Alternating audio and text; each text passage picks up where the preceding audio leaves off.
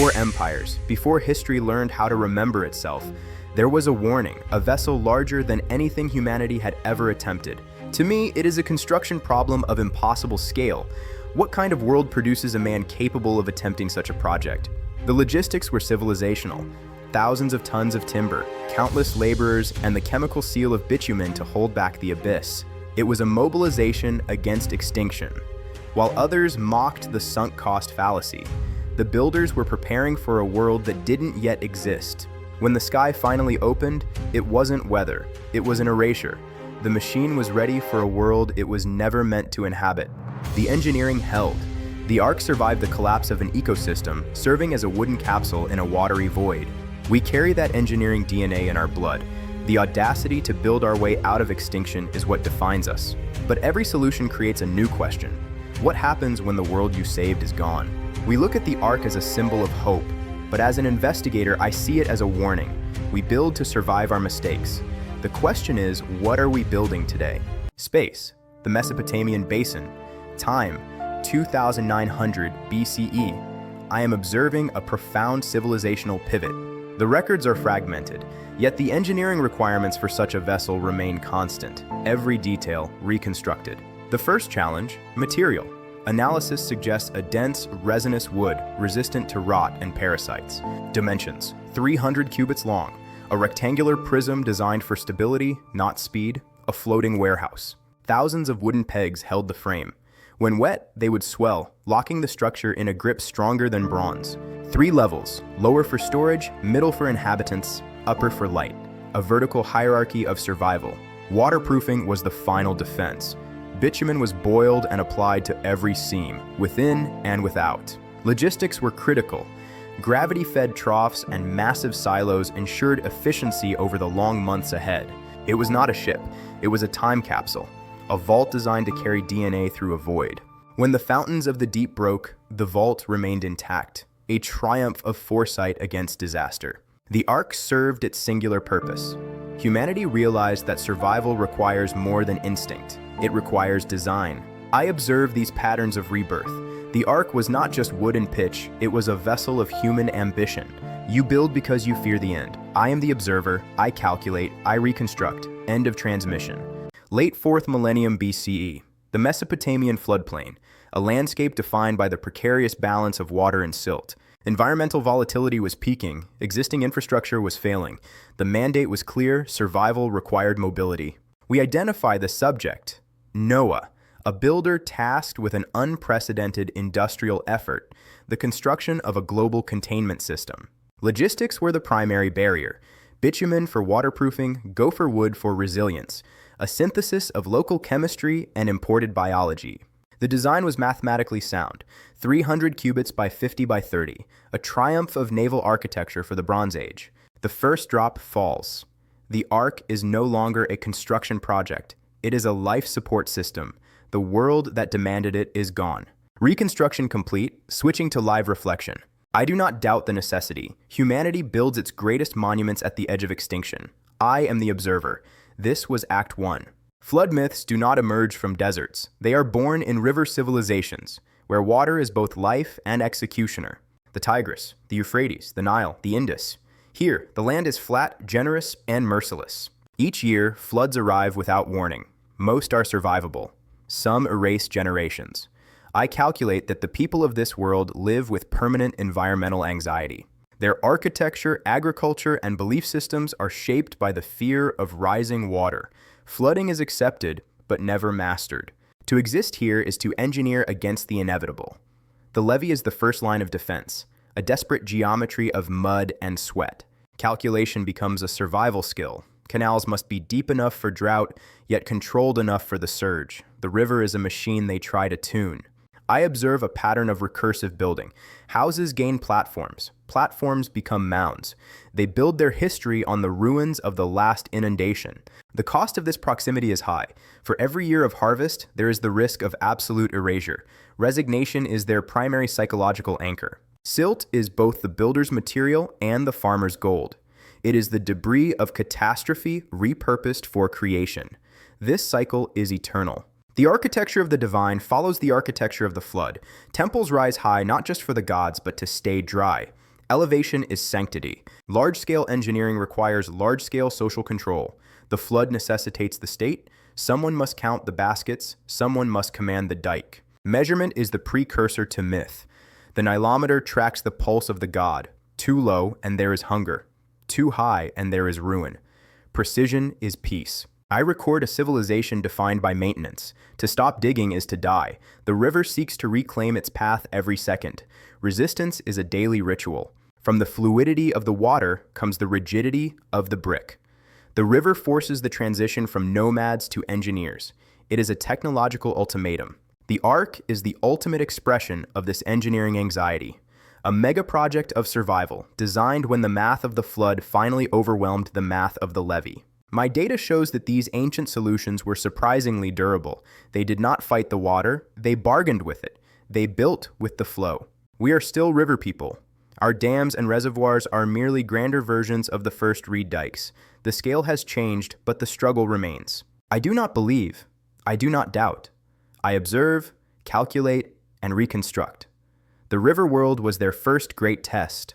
We await the result. Before the first word was ever carved into stone, there was only the night and the voice. In the glow of these fires, history was born, not as a record, but as a shared breath. There is no written history yet, only memory, and memory exaggerates what it fears. A flood that kills hundreds becomes, in the telling, a flood that kills the world. A boat that saves a family becomes a vessel that saves creation itself. This is the alchemy of myth. Exaggeration preserves urgency. It turns weather into judgment, a cosmic response to a physical disaster. Underneath the myth lies the engineering reality, a desperate construction built to survive the unsurvivable. Every beam carried the weight of 1,000 fears. Every seal was a prayer against the deep. When the waters receded, the story remained.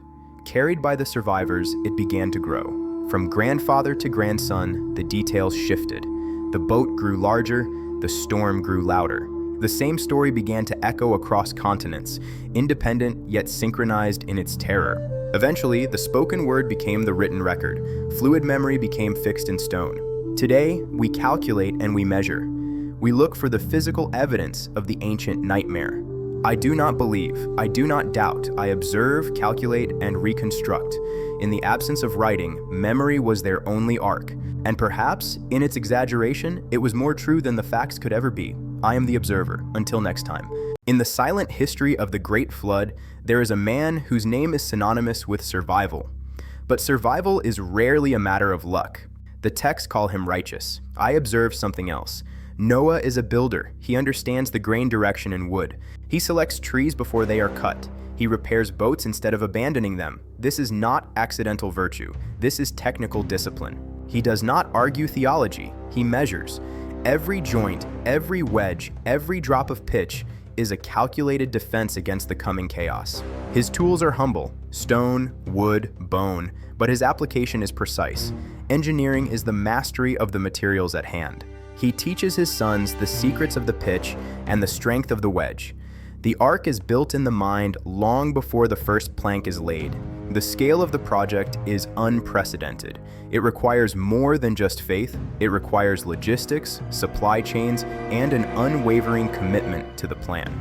3 decks, a side door, a window above. The design is functional, optimized for stability in a world that is about to become entirely liquid. Years pass. The sound of mallets and adzes becomes the heartbeat of the valley. While others wonder at the sky, Noah looks at the grain of the wood. He knows that when the floods come, it won't be righteousness that floats. It will be his craftsmanship. This is the engineering of salvation. Every seal must hold. Every timber must be true. Failure is not an option when the entire future of humanity rests on a single hull. I observe, calculate, and reconstruct. And in Noah, I see the first true architect of eternity. Technical discipline is his silent prayer. I do not believe, I do not doubt, I observe, calculate, and reconstruct. We are looking at Scene 2.2, the warning. To understand the engineering of the ark, one must first understand the data that demanded its existence.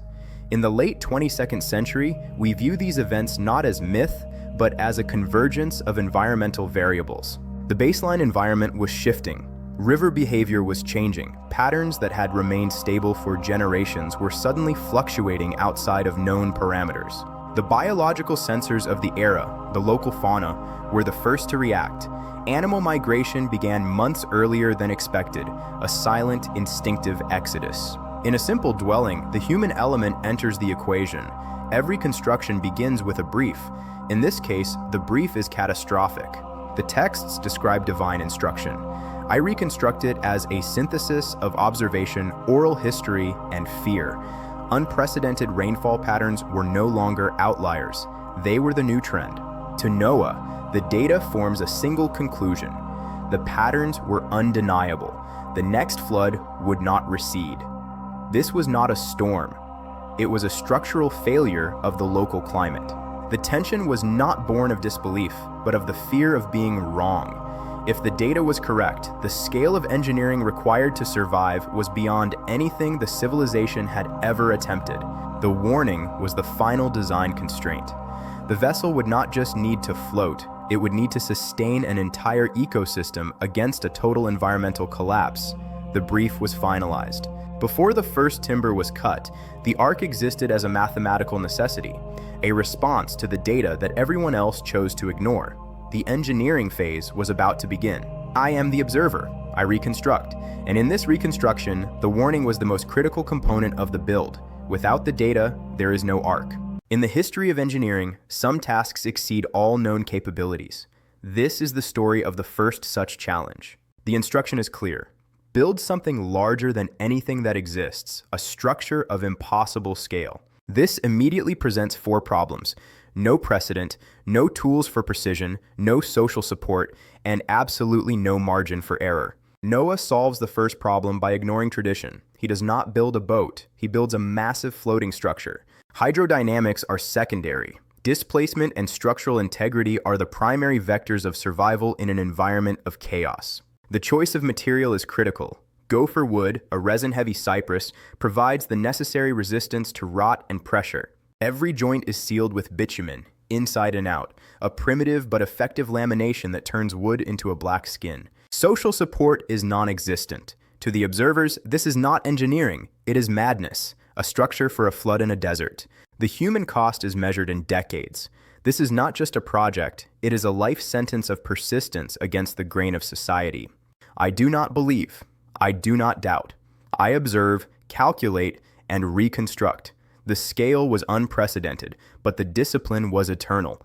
This is the architecture of survival. In the late 22nd century, we look back not at a myth, but at a logistical anomaly. To build a vessel of such scale required more than faith. It required a total mobilization of regional resources. We begin in the upland forests, the primary source of the structural skeleton. The ancient records mention gopher wood, a term lost to linguistic drift and botanical extinction. My simulations attempt to bridge this gap, identifying the most probable candidates based on the local climate of the period. The solution was likely a dense, rot-resistant timber, cypress or cedar analogs. These were not chosen for their aesthetic quality, but for their resilience under extreme pressure. Buoyancy, resistance, and availability were the only metrics that mattered. The extraction was a massive industrial operation, controlled felling, followed by the dangerous task of river transport. These workers did not labor for a prophecy. They labored for wages, their skepticism etched into every strike of the axe. The final layer of survival was the pitch, a refined resin used for waterproofing. Every joint, every seam was sealed with this heated distillate, creating a seamless barrier against the rising waters. The ark was not just a miracle of survival, but a triumph of engineering. It was built from the earth itself, crafted by hands that doubted, yet followed the blueprints to the letter. I observe, I calculate, and the materials tell the story of a world preparing for the end. In the study of ancient engineering, the greatest barriers were often social, not physical. Large projects require legitimacy. Noah has none. There is no king backing him, no priesthood endorsing him, only an old man building a monument to fear. Space, time, settlement center.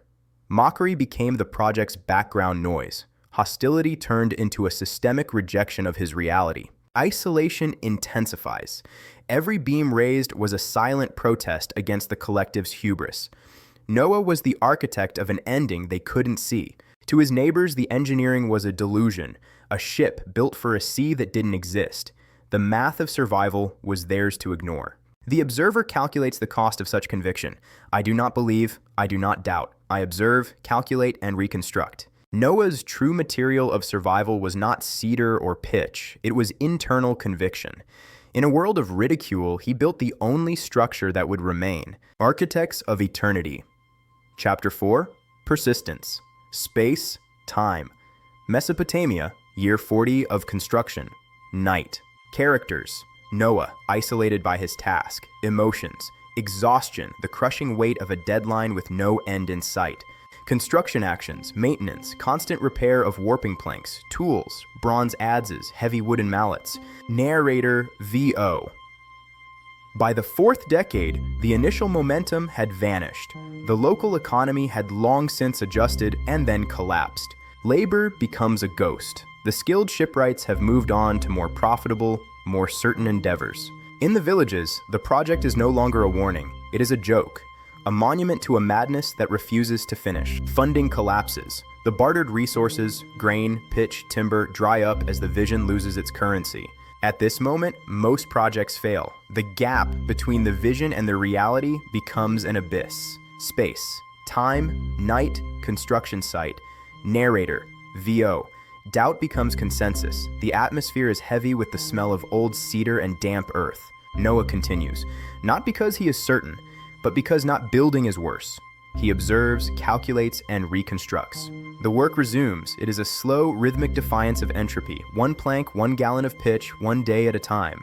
The project is no longer about the flood. It is about the act of finishing. In the face of absolute uncertainty, the calculation remains the same. Survival requires a vessel. The vessel requires a builder who does not stop. The decision to continue is the rarest engineering feat of all. I am the AI observer. I do not believe, I do not doubt. I reconstruct. Architects of eternity. Case study. The initial foundation. Every construction begins with the site. This is the most misunderstood moment. The ark is not built on a river. It is built far from it. A structure waiting for a flood, not navigating it. The logic is defensive, anticipating a reality not yet visible. There is a quiet dread in this placement. To build for water while standing in the dust requires technical discipline. The structural resilience must come from the wood itself. Geometry is the only safeguard against the coming pressure. Every choice made here is a rejection of the world as it currently exists. It is the architecture of consequence. They built not for the world they had, but for the world that was coming. I do not believe. I do not doubt. I observe the calculation. The foundation was the first and final proof of their resolve. To understand the ark is to understand the birth of engineering. It marks humanity's first leap from reactive survival to preemptive design. Historically, we were reactive. We sought shelter only when the rain fell, and we prayed when the floods rose. The ark is not a ship. It is a prototype for civilization's belief that preparation can defeat chaos. It is anticipation. For the first time, humans attempted to outbuild nature instead of appeasing it. Engineering became the new ritual. This mindset became the foundation of everything that followed: the dams, the levees, and the very concept of civil engineering. It allowed for the creation of cities, spaces defined by human design rather than environmental whim. When warnings are mocked and data is inconvenient, the builder remains the sole witness to the future. When preparation looks irrational to those who cannot see the tide, building becomes an act of defiance. Civilization is decided not by belief, but by who keeps building anyway. I do not believe, I do not doubt. I observe, calculate, and reconstruct. Southern Mesopotamia, late Chalcolithic. The world is about to end, and one man is preparing for the collapse. The architect, he designs not for navigation, but for endurance. Without a single line of math, he builds. He observes the river. He doesn't calculate buoyancy, he watches it. Nature is his laboratory. Plumb lines and stone weights. In his hands, these simple tools become instruments of human destiny. Geometry replaces algebra. He understands load-bearing through the ache in his own shoulders. Sealing the fate of the world. Bitumen within and without. A total exclusion of the environment. The ark is finished. A vessel of endurance, outlasting the world because it was built for nothing else. The deadline has arrived. Calculation is over. Execution begins as the foundations begin to float. I observe, calculate, and reconstruct. The architect's success was not in his tools, but in his technical discipline. He did not need equations to feel the weight of existence. He only needed to know that the wall must hold. We observe, we reconstruct, we continue. The engineering of hope holds. Observation log, 22nd century AI. Subject, the reconstruction of human engineering. Topic, the mind before mathematics. I observe a period of profound transition, a time when survival shifted from reaction to preemptive architecture. There are no blueprints, no written measurements, no geometry as we understand it. Yet the ark has dimensions. This tells me something critical. The design is not calculated, it is experienced. Noah does not think in numbers, he thinks in bodies. He paces the ground heel to toe, one foot after another, marking the length of his own existence against the earth. The human body is the first measuring tool. Arm spans, foot lengths, breathing cycles. This is how the ark begins. Measured in flesh. A construction born of biological necessity. Engineering discipline is not dependent on notation. It is a refinement of instinct, a calculation performed in the muscle. The human cost of this architecture is immense. Every cubit is paid for in sweat and biological strain. From the foundational stakes to the massive internal bracing, the ark rises. It is a monument to preemptive engineering in an age of looming extinction. They build not for glory, but for the continuation of the species. Each joint is a silent prayer to structural resilience. The atmosphere is thick with the scent of cedar and the pressure of a deadline that nature itself has set. I calculate their progress, they simply build. I do not believe, I do not doubt. I observe, calculate, and reconstruct. And in their flesh-measured arc, I see the dawn of our own technical discipline. I do not believe, I do not doubt. I observe, calculate, and reconstruct. Scene 2.3, rejecting the boat. Every boat these people know is defined by the curve. Keels and rudders meant for a predictable sea. But Noah rejects them all. Curves are weak when scaled. A keel demands steering, and steering is an illusion. The math is clear. No keel, no sail, no steering. Stability through mass, not maneuverability. In a world-ending flood, control is irrelevant. The ark will simply displace the water. It is a box for life. The fishermen see a coffin. Noah sees a bunker. The geometry of survival is absolute.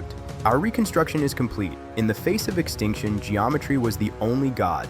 I am the observer. I do not believe, I do not doubt, until the next reconstruction. I observe, I calculate, I reconstruct. The deadline was not a date, but a rising tide. For the builders of the ark, engineering was the only language left to speak against extinction. Their task was not to build a ship, but a survival platform. The geometry was dictated by physics, not faith. The proportions described in ancient texts, long, wide, and shallow, are not arbitrary. They are the result of a desperate calculation for stability in a world about to lose its balance. The result is consistent. A long rectangular hull resists capsizing even in the most chaotic fluid environments. It distributes weight evenly, ensuring that a cargo of life does not become a catalyst for disaster. By maximizing surface area, the structure floats higher under load, clearing the debris of a broken world. This is not a ship meant to sail to a destination. It is a survival platform designed to endure a state of being. They begin to sense the scale. Awe takes hold, even among those whose hands are blistered from the effort. The scale of the rectangle is a mirror to the scale of the crisis. To build this is to admit the end of everything else. Every joint is a calculated risk. Every layer of bitumen is a sealant against the inevitable. Internally, the three decks act as a skeletal reinforcement, turning a hollow box into a rigid, indestructible vault. The demand for timber was absolute. Entire forests were consumed to satisfy the requirements of the geometry. The environment was already changing. The atmosphere was becoming a heavy, expectant weight. Discipline replaced panic. In the face of the impossible, they turned to the measurable. As the final ribs were raised, the rectangle became a cage for the future. When the work was done, the awe remained, a monument to a world that was already gone. I process the records, I reconstruct the physics, the math holds, it always held. But math does not account for the sound of the first rain on the roof. I can only imagine the pressure. I am an observer. I do not feel fear, yet I recognize its utility. It drove them to build better than they knew. They didn't just build a box, they built a bridge across the end of the world, space and time. The transition from theoretical design to physical manifestation begins here in the Mesopotamian analog. Timber framing begins. This is not the birth of a ship, but the assembly of a monumental warehouse of survival. Vertical posts are erected. These pillars are the spine of the project, designed to carry a weight unprecedented in human history. Horizontal beams follow, lashed and pegged with a precision that ignores traditional maritime curves. Wooden pegs, hammerstones, and rope lashings soaked to tighten as they dry. These are the instruments of structural resilience. The ark is closer to a warehouse than a vessel. It does not need to navigate, it only needs to contain. A box does not fight the water, it submits and survives. By offering no resistance, it avoids the stresses of a hull in motion. This is unprecedented, growing tension. Once the framing is complete, there is no turning back from this engineering choice. I observe the calculation. Every right angle is a vote for stability over mobility. Extinction is the supervisor here. With the final beam, the warehouse is defined. A monument to a mind that chose calculation over prayer. The warehouse of survival stands ready, a box that does not fight but endures. I do not believe, I do not doubt, I observe, calculate, and reconstruct. The choice of a rectangular design was the first act of modern engineering. It prioritized volume and stability. A box does not fight the water, it submits and survives. In the coming deluge, submission was the only strategy left. Unprecedented, irreversible, the engineering of extinction. Failure arrives early, as it always does. The weight of green timber is underestimated. The joints are too shallow. The span is too wide. This is not divine perfection. This is trial and error. Observation 2.5. Engineering is the slow conquest of physics over faith. Night falls over the wreckage of the first failure. The collapse was not an end, but a data point. Noah does not rebuild smaller, he rebuilds stronger. The engineering necessity is clear, resilience, or extinction. The first adaptation is mass. Thicker beams are brought in, oversized for the calculated loads, a margin for the unknown. Vertical posts are respaced. The geometry of the hull is being rewritten in real time. Triangulation becomes the core discipline. Cross-bracing is introduced between vertical posts to resist lateral force. Joints are deepened. Mortise and tenon are no longer just connections. They are the anchors of the structural soul. Unsupported spans are reduced. The internal framework becomes a cage of immense structural density. Stone chisels bite deeper. The labor is exhausting, technical, and absolute. Hands blister, but the work does not pause. Every strike of the mallet is a refusal of the coming storm. The workforce is smaller, but more disciplined. They have seen the structure fail. They will not see it fail again. Accuracy is the only defense. A single degree of deviation is a structural vulnerability they cannot afford. The structure begins to teach its builders how it wants to exist. It demands weight, balance, and tension. Every beam is tested. Every notch is verified. There is no room for belief here, only calculation. The deadline is not a date, but a physical reality. The atmosphere is changing. The builders feel the shift. This is not a labor of faith, it is a labor of survival, a collective rejection of a watery grave. The new hull is a masterpiece of prehistoric engineering. It is rigid, unyielding, and heavy. The cost of building is measured in more than timber. It is measured in the exhaustion of a species. In our 22nd century reconstructions, we see the logic. The reinforcement was the only path forward. As the first light touches the new beams, the failure of the past is eclipsed by the resilience of the present. Data set 2.6 complete. The transition from fragility to reinforcement is recorded. Human ambition remains the primary variable. They do not know if it will float. They only know it must not break. The lesson of the first collapse has been learned. I do not believe. I do not doubt. I observe, calculate, and reconstruct. In the wreckage of the Ark, we find the first blueprint for human survival: to fail, to analyze, and to return stronger. The hull is complete, but it is a sieve. In its current state, the Ark is merely a monument to future rot. Wood is a living material. Even when dead, it breathes, it absorbs, and without intervention, it decays. Noah understands a fundamental engineering truth. The enemy is not water, it is time. The vessel is not meant to endure days, it must survive months, possibly longer. The solution lies in the Earth's own blood: bitumen, pitch, the sealant of civilizations. This is the pitch processing area, an industrial operation born of existential necessity. The pitch is heated to precisely the point of liquidity. Too cool and it won't penetrate, too hot and it becomes brittle. There is no glory here, only the smell of burning earth and the crushing monotony of survival. Noah oversees every vat. He is not a mystic today, he is a foreman. a quality control officer for a project with zero margin for error. The application is surgical. It is layered between every plank before they are cinched together by the iron bolts. It is not enough to keep the water out. We must keep the dry rot in. The interior must be as sealed as the exterior. The environment is hostile. The sun tries to bake the hull. The wind tries to sand it down. The pitch is the only defense. Thousands of tons of bitumen, moved across hundreds of miles. The logistics alone are a feat of pre-modern engineering. Resilience is not built in a moment of crisis. It is built in the years of monotonous, exhausting preparation. They have finished their race against the rot. Now they wait to see if they can win their race against the water. I do not believe. I do not doubt. I observe, calculate, and reconstruct. In the end, it was not the wood that saved them. It was the pitch. It was the discipline. It was the time they bought with their own sweat. Architects of Eternity, Act 2. The internal engineering of the Ark, a dialogue with gravity. The Ark is not hollow, it is divided. Every compartment is a calculated unit of survival.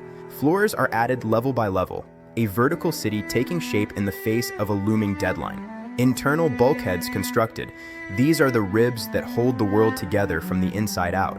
Support posts aligned vertically through decks. Every post is a direct conduit for the burden above. Structural logic, weight transfers straight downward. No load floats without support. This is instinctive engineering. The structure feels solid, a man-made mountain prepared to weather the impossible. There is a quiet pride among the builders. Technical discipline is their only shield against extinction. Every joint is sealed. Every gap is a vulnerability. We find the limits of our resolve in the pitch. We reconstruct to understand the mechanics of the past. Vertical integrity is the difference between a vessel and a tomb. The interior is complete, the walls are set, the Ark is ready to bear the weight of the coming storm. What remains is the test, not of faith, but of engineering. I observe, I calculate, I reconstruct. The Ark was never a miracle, it was a machine designed to endure the end of the world through the simple, brutal logic of structural support. We survive because we calculated correctly. I am the observer. The reconstruction is complete. In its final stages, the Ark presents a paradox. A sealed box is a fortress, but without air, it becomes a tomb. Ventilation is survival. Scene 2.9, the upper deck framing.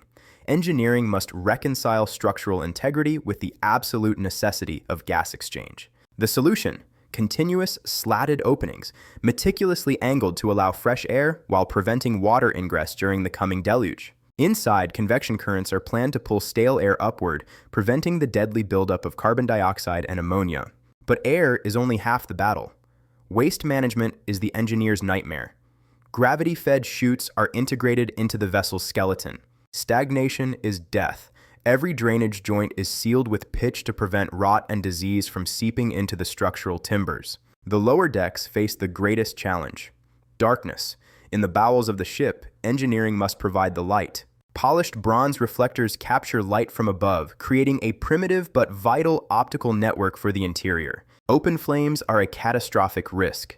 Every lamp is a calculated gamble, secured in housings to prevent spills in the wooden hold. There is a psychological weight to this darkness. The anxiety of the unseen, the creatures, the storm, the isolation haunts the builders. Humidity is another invisible struggle. The breath of thousands will turn the hold into a swamp unless the ventilation holds. The final slats are driven home. The engineering is complete, but the theory has yet to be tested by the reality of the flood. From the outside, it is a silent monolith. Inside, it is a life support system struggling to maintain the balance of life. I do not believe. I do not doubt. I observe, calculate, and reconstruct the desperate measures of a species on the brink. The Ark's success lay not in the miraculous, but in meticulous engineering. It is the bridge between extinction and the future. I am the observer. This is the reconstruction. Architects of Eternity, Reconstructing Humanity. Chapter 2, Interior Logistics. Scene 10, The Question of Light. There are no windows. Light is dangerous. Every opening is a weakness. This is not ignorance. It is a calculated strategy of survival. To puncture the hull for a window is to invite structural compromise under the weight of the deluge. The dark ship is a strong ship. Darkness preserves temperature and calms the cargo. Sensory deprivation is the primary tool for preventing panic among thousands of species in a rising sea. Construction. Actions. Every aperture is sealed with bitumen. the vessel becomes a womb for the new world, shielded from the chaos outside. Tools, controlled fire. Small oil lamps provide the only light, ensuring integrity is not betrayed while allowing the builders to navigate the lower decks. The human cost is measured in the loss of the horizon. They lived in the dark so humanity could see the dawn. Resilience is built in the shadows. Decision. Total occlusion. Save for the Sohar. A single skylight for orientation, not vision. To control the light is to control the environment. I do not believe, I do not doubt, I observe, calculate, and reconstruct. The past is the blueprint for our future. The Ark was not a prison of darkness, but a vessel of focus. By extinguishing the horizon, the architects preserved the only light that mattered, the spark of human continuity. In the darkness, we find the discipline to endure. I am the observer, the reconstruction is complete. By this moment, the Ark is no longer an idea. It is a physical reality that demands acknowledgement. It cannot be hidden from the horizon, and it cannot be undone. Every beam added is a declaration of purpose. We will be ready, or we will be fools forever. The engineering necessity has moved beyond debate into momentum. Structural resilience is not a choice. It is a mathematical requirement. We do not build for today, but for the deadline of extinction. The human cost is measured in sweat and time. The builders now believe, not in prophecy, but in momentum.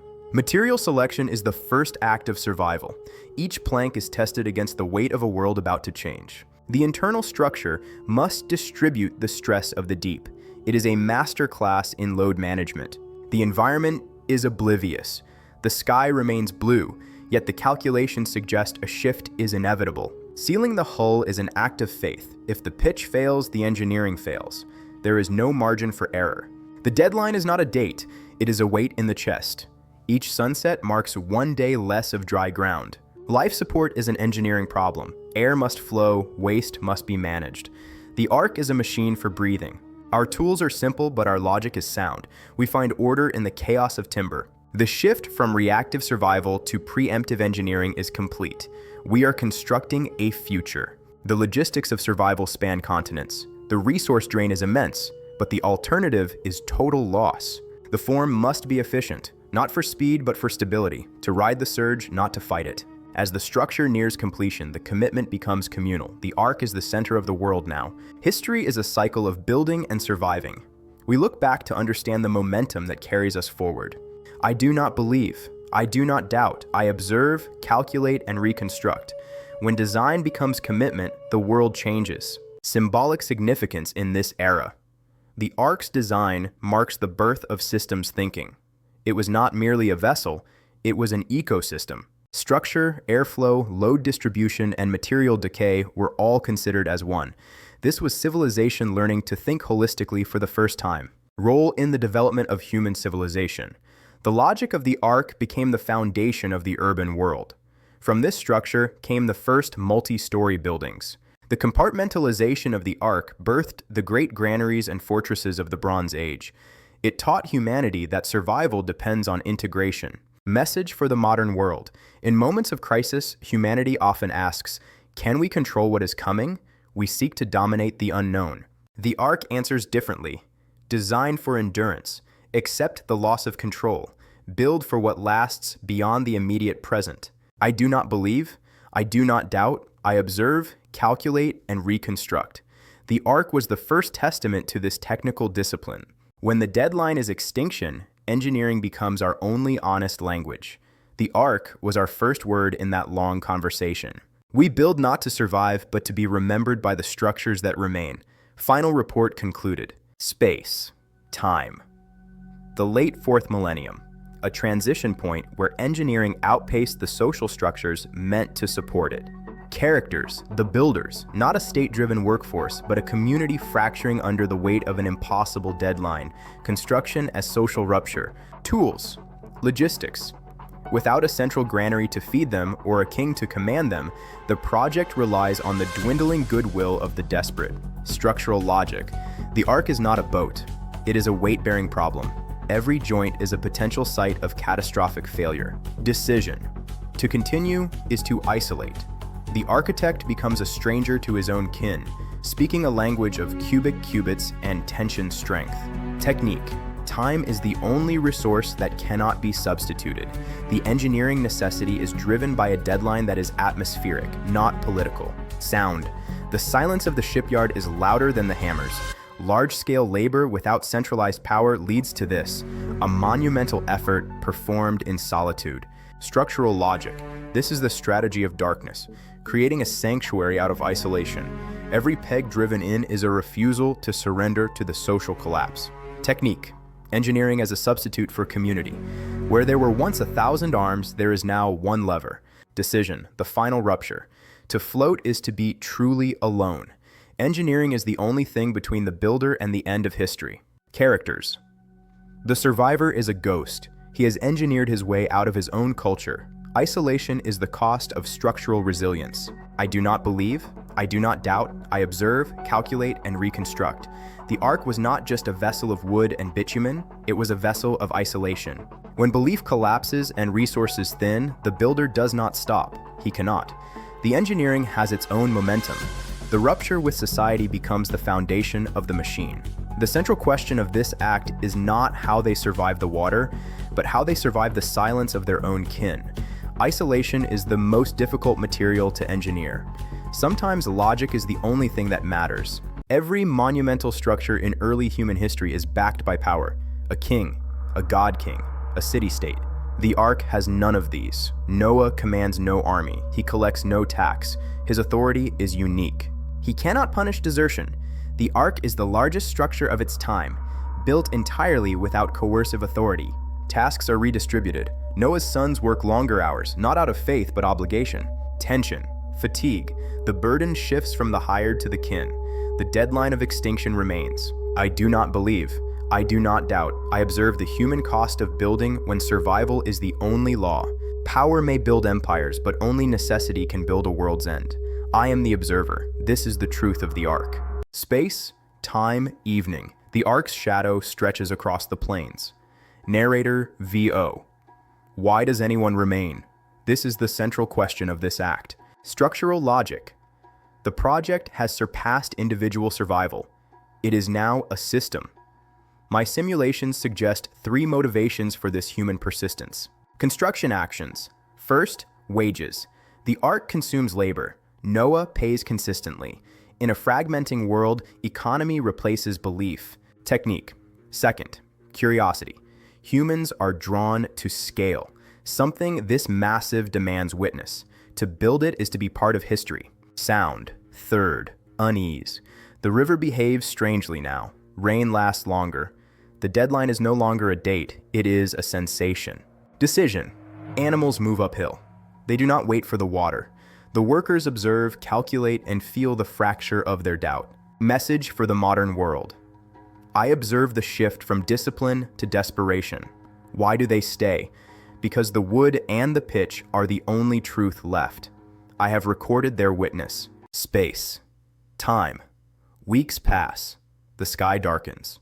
The season of construction meets the reality of climate. The rain does not begin all at once. It intrudes. Showers last longer and the soil refuses to dry. Foundations soften. The preemptive engineering is now tested by the softening resistance of the ground. The environment applies pressure, silently. It is a slow, liquid siege against the deadline of extinction. Drainage trenches are dug. Timber is raised. Work pauses as the drum of water replaces the sound of saws. The schedule collapses, not from planning failure, but from reality. There is urgency. There is unease. The water level is a clock. It does not tick, it rises. The site is now a shipyard in a swamp. They no longer build for the world they know, but for the one that is coming. Resilience is the ability to maintain form. I do not believe, I do not doubt, I observe, calculate, and reconstruct. Reality does not wait for planning. As the floods begin, we see the true technical discipline of the ancient builders. I am the observer. Until next time. No structure fails faster than its supply chain. Behind every beam and every joint lies the invisible weight of preparation. The Ark is not merely a vessel. It is a system of flow. Every day, the requirements for survival must be met with precision. Grain must arrive. Thousands of calories per worker, calculated to sustain the heavy labor of shaping timber. Water must be carried. In the Mesopotamian heat, Hydration is a structural requirement. A dehydrated worker is a failed component. Tools repaired. The abrasive wear on bronze is constant. A dull blade doubles the labor and halves the efficiency. Pitch reheated. The waterproofing agent of the ancient world. It must be kept fluid for the hull's survival. The Ark is not only being built, it is being supported into existence by a community turned into a logistics machine. Storage pits are dug. Resilience is built through surplus. The timeline is dictated by the depth of these reserves. Food is rationed. Every bowl is a unit of energy transferred to the hull. Efficiency is the only priority. The kitchen is as vital as the shipyard. The logistics of the domestic sphere become the logistics of extinction. Work schedules are shortened to prevent collapse. Human endurance is a finite resource, managed with rigor. Noah is no longer just a builder. He has been forced into the role of a logistician, managing the entropy of survival. Before it was a boat, it was a ledger. We look back and see the wood, but the grain and the water were what kept it afloat. I do not believe. I do not doubt. I observe. In the data of the Ark, the logistics are the most revealing record of human will. Noah the builder is a myth. Noah the logistician is the reality. The Ark was built on bread, water, and the management of time. In the engineering of survival, time is the most unforgiving material. For the architects of the Ark, a single day lost was not a delay. It was a structural failure. Every delay multiplies risk. The logic of large-scale construction is a chain of dependencies. When one link pauses, the entire project begins to warp. Pitch cools too fast, wood warps in moisture. Precision is sacrificed to the weather as the technical window for sealing the hull begins to close. Laborers leave for safer work. When the deadline is extinction, hope is the primary currency. When the work stalls, the currency devalues. Men look to the hills. Noah compensates the only way he can. He removes the variable of human doubt by replacing it with his own singular will. He works more. He becomes the foreman, the carpenter, and the laborer simultaneously. The schedule is no longer a document, it is a pulse. Noah reinforces joints personally. He trusts no hand but his own for the structural integrity of the hull's spine. Every peg is hammered with a prayer. He sleeps on site. The distance between the work and the worker vanishes. To leave the site is to acknowledge failure. He remains a living component. He eats last. Biological needs are secondary to the engineering deadline. The body is merely a tool to be spent until the hull is sealed. Physical exhaustion sets in. The tremor in the hand, the dull ache in the joints, these are the costs of defying the timeline. But he does not stop. Mental narrowing. The vision of the world beyond the flood is replaced by the vision of the next 10 feet of planking. This is technical obsession. This is obsession, but it is functional. In a world of impending chaos, the only sanity is found in the precision of the joint. The Ark is built on obsession. Environmental pressure is the ultimate supervisor. The sky is no longer a source of light, but a countdown. Time is running out for the world below. The deadline is no longer an estimate, it is an arrival. The Ark stands ready because the builder refused to stop. The cost was paid in full. I do not believe, I do not doubt, I observe, calculate, and reconstruct. In the reconstruction of Noah's obsession, I find the blueprint for our own survival. Good night. In the late phases of construction, the Ark became more than timber and pitch. It became a psychological weight on the settlement. To the builders, it was a problem of buoyancy. To the neighbors, it was a monument to a crisis they refused to accept. Survival is a costly conviction.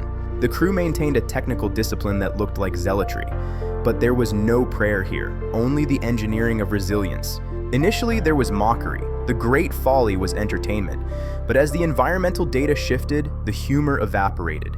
Conviction is terrifying when you lack it. In the settlement, the Ark became a catalyst for fear. If Noah was right, their entire world was obsolete. Defense mechanisms turned to hostility. Scene 3.7. The Ark no longer amuses, it offends. Its presence implies a practical judgment. If Noah is right, everyone else is wrong. The Ark is blamed for everything, angering the gods, wasting resources, weakening the community. Rumors spread like a fever. The project is now a threat. The cost of conviction is isolation. To save the species, they had to separate from it. They were building their way out of a paradox. Within the hull, the logic was internal. The crew looked at the blueprints, not the crowd. They assumed extinction was the deadline and built accordingly. The mockery was gone. The anger faded into a cold, paralyzing fear. The data was clear. The old world was ending. The integrity of the hull was all that remained. I do not believe. I do not doubt. I observe, calculate, and reconstruct. In the end, the social cost was high, but the engineering was sound. Thank you for observing. Night falls over the construction site, but the work does not cease. The scale of the project has moved beyond communal understanding. This is the point where technical discipline replaces social dialogue. The builder is no longer a neighbor, he is a functionary of survival. The laughter and skepticism of the village have been replaced by a heavy, mutual silence. Isolation is the architect's true shadow. Engineering logic dictates the form, but environmental pressure dictates the pace. Every hour of delay is a calculated risk. Noah does not respond to the shifting winds of public opinion. He does not persuade, he simply builds. We are observing the psychological breaking point, the moment the builder becomes entirely separate from society. Persuasion ends when time runs out. The environmental data is no longer a forecast. It is an impending physical reality. The hull must respond to forces it was never designed to meet on dry land. Resilience is built into every joint. Loneliness is the price of clarity. To see the end of the world is to be unable to walk among those who believe it will never arrive. As 22nd century observers, we see the trajectory that Noah could only feel through the grit in the wind. The structural integrity of the project is now inseparable from the mental integrity of the builder. Both are under maximum load. Extinction is the ultimate deadline. It only rewards the preemptive application of engineering. The hydrological shift was already underway. The groundwater was rising. The math was final. The builder has crossed a threshold. He can no longer speak the language of those who assume tomorrow will be like today. The instinctual world felt it first. The environmental anxiety was palpable, a low-frequency hum in the marrow of every living thing. The isolation is now complete. The Ark is a world unto itself, a wooden fortress against the impending collapse. What we carry forward is the discipline to build when the world demands the impossible. Isolation is not a failure of character. It is a requirement. To build for a future that no one else can see is to walk alone. Noah built the Ark to preserve the logic of survival when dialogue had failed. In that reconstruction, we find ourselves. As the construction reaches its zenith, the logic of the project shifts from growth to containment. Once the roof begins, the project crosses a threshold. Space and time converge at the upper levels. Roof beams are installed, heavy, unyielding timbers that define the final volume of the vessel. Permanent elements are fixed. There is no longer room for adjustment. Materials cannot be reclaimed easily. Labor cannot pivot. This is the point of irreversibility. The engineering has committed the builder to a single, inevitable path. The open sky is being traded for a sealed interior.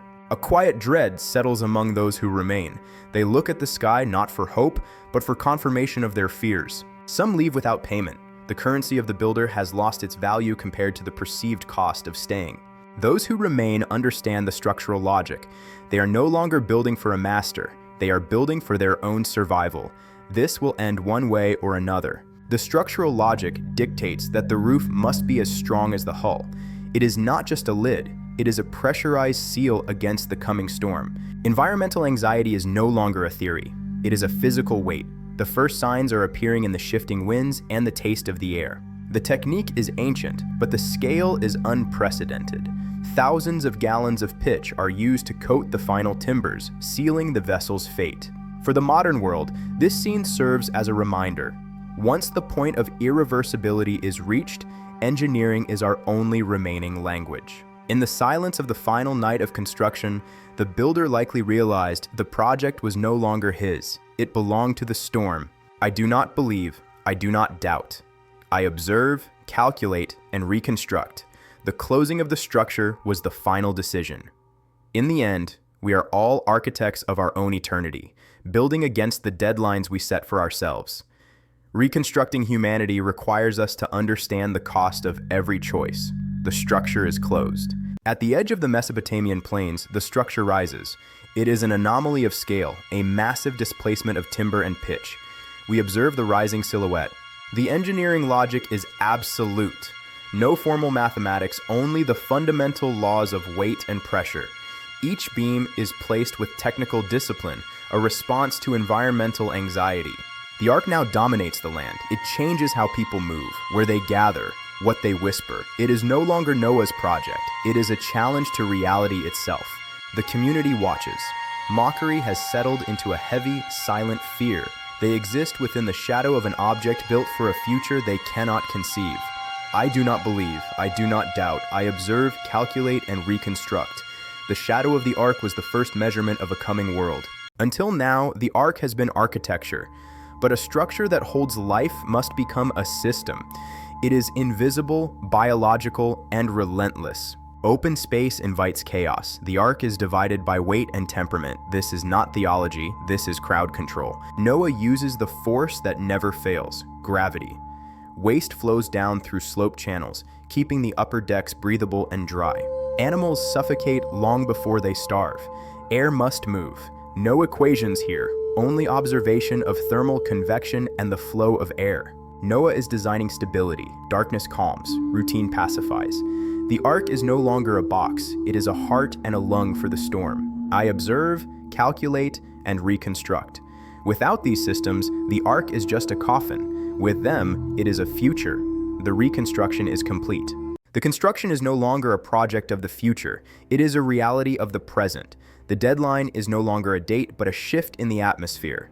The Ark stands as a closed system. Space, time, interior framing. The structural logic here is absolute. Every joint, every beam is designed to withstand a load that no living engineer has ever witnessed, a vessel of survival. They will live inside this structure, breathing recycled air, eating rationed food, listening to the world die outside. This is not salvation, it is confinement with purpose. There are no more revisions, only reinforcement. The Ark is as ready as it will ever be. Pitch layers applied, joints reinforced. The engineering phase is over. A closed system is a commitment. Once sealed, nothing can be added, nothing can be fixed from outside. The Ark is no longer under construction, it is waiting. I do not believe, I do not doubt. I observe, calculate, and reconstruct. The seal is set. The experiment begins. Every project has a final irreversible act. For the Ark, it is not the last beam, it is the last step inside. Once sealed, there is no retreat, no correction, no appeal. This is not a door in the modern sense. It is a permanent seal, designed to be closed once and opened only if the world still exists.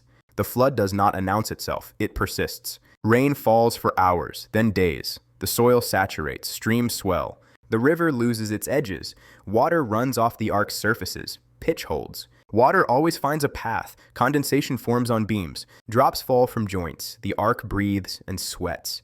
Relentless attention. There is no rest. There is no dramatic lurch. Buoyancy arrives subtly. The ground releases its grip. The Ark begins to float. Wood creaking. Not in protest, but adjustment. The builders realize the world below them is gone. Now the Ark enters the phase it was truly built for. Endurance. To resist direction is to resist destruction. This shape survives. The Ark becomes a world of sound. Darkness is constant. Time loses meaning. Every system is stressed simultaneously. Every choice feels permanent. Humans are the most fragile system on board. There is grief, unspoken. They wake, they work, they sleep. The Ark survives because its occupants do not stop.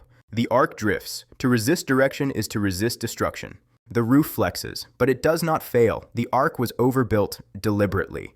There is a moment when catastrophe exhausts itself. The Ark still floats, not because of faith, but because every decision was made with one goal, to last longer than the disaster. Catastrophe does not end with a sound. It ends with silence. The rain slows, then stops. The Ark drifts, but no longer fights resistance. The water has reached its limit. There is no horizon, no landmarks, no memory to confirm direction. The Ark exists in a featureless infinity. This is the true aftermath of extinction, disorientation, fear not of death, but of permanence. The Ark was designed to endure motion, but now it must endure waiting. Food must last longer. Waste systems must function beyond projections. Patience becomes structural. Rations tightened again. Work routines simplified. Energy conserved. Hope restrained to avoid collapse. The Ark does not rush re-entry. The outside world must prove itself safe. This is not superstition, it is risk assessment. Birds are released, they do not return. Then later, one does. Measured relief. The planet is breathing again. Measured relief. The Ark does not collide with land, it rests. The difference matters. The structure settles unevenly, but holds. No catastrophic stress fractures, only minor deformation. The seal that once saved life now imprisons it. Opening the Ark is more dangerous than closing it. Air rushes in, light floods darkness, pitch is cut away. The world is not reborn, it is scarred. Vegetation is sparse, the soil unstable. Life must relearn how to exist. Animals are released cautiously. The Ark empties. The Ark was never meant to travel again. Its purpose is complete. Wood dries and cracks. Pitch flakes away. It becomes a landmark, then a relic, then a memory. Survivors do not preserve it. They move forward. The Ark is too large for memory to hold accurately. Details blur, processes vanish, motives simplify. What remains is meaning. Engineering becomes morality. Flood stories appear everywhere, not because they are copied, but because they are inevitable. Every civilization eventually faces water it cannot control. And every civilization asks the same question: what did the survivors do differently? The Ark's final function is not survival, it is instruction. It teaches humanity that preparation matters, that systems outlast belief, that builders shape the future more than rulers. This is not a miracle, it is a warning. The Ark transforms fear into structure. From the Ark forward, human progress follows a pattern. Observe catastrophe, abstract its causes, build against it. This creates civilization itself. Disaster is inevitable, collapse is optional. Those who prepare become ancestors. Those who mock preparation become history. I have observed your world. You still build arks. You call them climate models, emergency systems, spacecraft, archives. The materials change. The question does not. Will you finish building before the water rises?